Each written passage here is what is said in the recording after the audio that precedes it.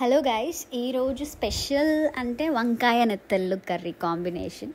So నెత్తళ్ళు ఇది most రిక్వెస్టెడ్గా మా mummy చేస్తున్నారు ఈరోజు. సో రెసిపీ చూస్తున్నారు కదా, సో ఆల్రెడీ స్టార్ట్ అయిపోయింది. సో నెత్తళ్ళు అనేటప్పటికి మనకి చాలా వరకు తెలీదు చాలామందికి, ఎందుకంటే నేను కొంతమందిని అడిగాను ఈ డిష్ తెలుసా అని. అండ్ కొంచెం రెఫరెన్స్ కోసం కూడా మా మమ్మీకి ఆల్రెడీ కర్రీ వచ్చినా కూడా ఎలా చేస్తున్నారు, చాలా రోజులు అయిపోయింది కదా తిని అని చెప్పేసి ట్రై చేశారు. కొంతమంది వాటర్ వేసేస్తున్నారు అంటే గ్రేవీ కోసం, బట్ మా మమ్మీ అసలు వాటర్ ఇందులో ఎక్కువ వేయరు. సో జస్ట్ ఒక చింతపండు పులుసు ఒకటే వేస్తారు ఇందులో, అడిషనల్గా ఇంక వాటర్ అంటే ఏమి వేయరు. సో కొంచెం థిక్గా ఉంటుంది, బాగుంటుంది కూడా టేస్ట్. నేను తింటూనే ఉన్నాను, అలా తింటూనే ఉన్నాను, చాలా టేస్టీగా యమ్మీగా వచ్చేసింది. సో జస్ట్ రెసిపీ అయితే ఫాలో అయిపోండి. సో ఫస్ట్ అయితే మంచిగా నెత్తళ్ళు ముందుగానే కొంచెం ఫ్రై చేసుకుంటాం నీట్గా. అది ఫ్రై చేస్తూనే స్మెల్ ఇదంతా బాగా వచ్చేస్తుంది, ఇల్లంతా నెత్తళ్ళు స్మెల్ అనమాట.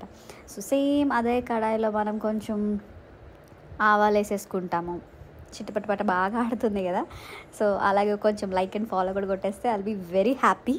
సో తర్వాత కొంచెం పోపు దినుసులు అవి వేసుకుంటాము. తర్వాత 1 by 1 అడిషనల్గా మనం తర్వాత ఆనియన్స్, చిల్లీస్ యాజ్ యూజువల్గా. అది అంటే జనరల్గా మనకి వంకాయ ప్రాసెస్ అనేది ఎలా ఉంటుందో సేమ్ ఆల్మోస్ట్ అట్లానే, బట్ అందులో అడిషనల్గా మనం నెత్తలు వేసుకొని యూజువల్గా టమాటో ఒకటి వేసుకుంటాము.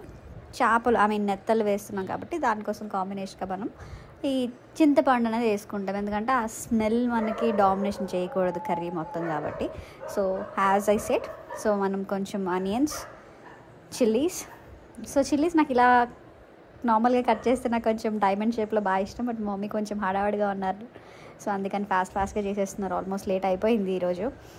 సో నైట్ మనం యూజువల్గా ఇది మనం రైస్లోకి తినొచ్చు, లేదా చపాతీ, బట్ నాట్ ఎక్కువ ప్రిఫరెన్స్ కాదు, కానీ రైస్లోకి అయితే చాలా బాగా టేస్టీగా ఎమ్మీగా ఉంటుంది.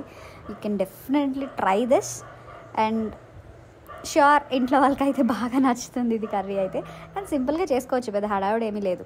సో ఈ ఉల్లిపాయలు అవన్నీ బాగా వేగాక ఏదైతే వంకాయలు మనం కట్ చేసి పెట్టుకున్నామో అవన్నీ ఫైన్గా మనం కడాయిలో వేసేసుకుంటాము. సో మంచిగా వేసుకొని, సో మీరు ఎంతవరకు క్వాంటిటీ వేసుకుంటున్నారో అన్ని వరకు. సో మా ఇంట్లో ఎక్కువ వంకాయ కూర అయితే ఎక్కువ తినేదాన్ని నేనే. పప్పు, టమాటా తర్వాత వంకాయ అంటే ఆబ్వియస్లీ వెజిటేబుల్స్ అన్నింటిలో కింగ్ అంటే వంకాయ కాబట్టి మసాలా వంకాయ అయినా, గుత్తి వంకాయ అయినా ప్రతిదీ మమ్మీ కొత్తగా ట్రై చేస్తూ ఉంటారు. వంకాయ ఫ్రైడ్ రైస్ అని కూడా చేస్తూ ఉంటారు, లంచ్ బాక్స్ ఈజీగా అయిపోతుంది ఆఫీస్కి అని చెప్పేసి.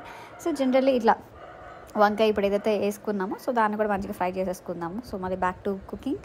సో తర్వాత రాళ్ళుప్పు, సో కొంచెం సాల్ట్ అనేది తగ్గించండి. అండ్ మోర్ ఓవర్ మనకి మంతం సత్యనారాయణ గురించి చెప్పారు ఏంటంటే సాల్ట్ ఆయన తినొద్దని చెప్పేస్తారు మొత్తానికి అయితే, బట్ మనం తినకుండా ఉండలేము కాబట్టి ఇంకా ఈ కల్లుప్పు సాల్ట్ బదులు మనం ఇది కొంచెం రిప్లేస్ చేసుకుంటే కొంచెం బెటర్. అండ్ రీసెంట్గా కొంచెం అదేదో పింక్ సాల్ట్ అనేది రాళ్ళుప్పు వచ్చిందంట, నాకు కూడా తెలియదు, బట్ మా మమ్మీ అది కూడా తీసుకురా ఒకసారి ట్రై చేద్దాము మంచిదంట అని చెప్తున్నారు. సో ఇది మంచిగా మనకి కుక్ అవుతున్నాక కొంచెం కారం మా ఇంట్లో అయితే బాగా తింటామండి. సో ఎస్పెషల్లీ నాకు స్వీట్స్ కన్నా కారం, స్పైసీ ఫుడ్ అంటే చాలా ఇష్టం. సో అది కారం వేసేసుకున్నాక టమాటో రేట్ చాలా ఎక్కువైపోయింది కదా. సో మాకైతే ఇక్కడ ఆల్మోస్ట్ కేజీ ఆల్మోస్ట్ 70 రూపీస్ అనుకుంటా. లాస్ట్ టైం వెళ్ళినప్పుడు 50, ఇప్పుడు 70 అయిందని చెప్పి అన్నారు. సో చాలా ఎక్కువైపోయినాయి. సో ఇప్పుడు ఇదంతా అయిపోయినాక కొంచెం మళ్ళీ దీన్ని కూడా కొంతసేపు కుక్ అవనివ్వాలి బాగా. దాని తర్వాత వెంటనే కుక్ అంటే మరీ గంటలు కాదు, జస్ట్ 1 or 2 minutes తర్వాత నెత్తలు వేసేసుకున్నాం, చిన్న నెత్తలు. తర్వాత మీకు లాస్ట్ టైం చూపించాను కదా పేస్ట్, సో చెప్పాను కదా మీకు వెజ్లో, నాన్ వెజ్లో అన్నిట్లో వాడేసుకోవచ్చు మీరు ఈజీగా. సో ఎక్స్ట్రాగా అడిషనల్గా మనం బయట నుంచి తెచ్చుకునేది ఏమీ లేదు. సో ఆ పేస్ట్ కూడా కొంచెం వేసేసుకుని మీరు ఆ పేస్ట్లో థిక్ పేస్ట్ అనే వేసుకోవచ్చు. నేనేం చేశానంటే జనరల్గా కుక్ చేసినప్పుడు నా ఓన్ బ్రెయిన్ యూస్ చేసి మళ్ళీ మనకి దంచే రాయి ఉంటుంది కదా, ఆ పేస్ట్లో కొంచెం ఆ రాయిలో ఈ పేస్ట్ కొంచెం వేసి మళ్ళీ కొంచెం వాటర్ అడిషనల్గా చేసి మళ్ళీ కొత్తగా చేసినట్టు వేస్తాం. సో అలా కూడా బాగుంటుంది. అప్పుడు మా మమ్మీ ప్రతి దాంట్లో మళ్ళీ అడిషనల్గా వాటర్ వద్దని చెప్పి డైరెక్ట్గా పేస్ట్ కూడా వేస్తారు.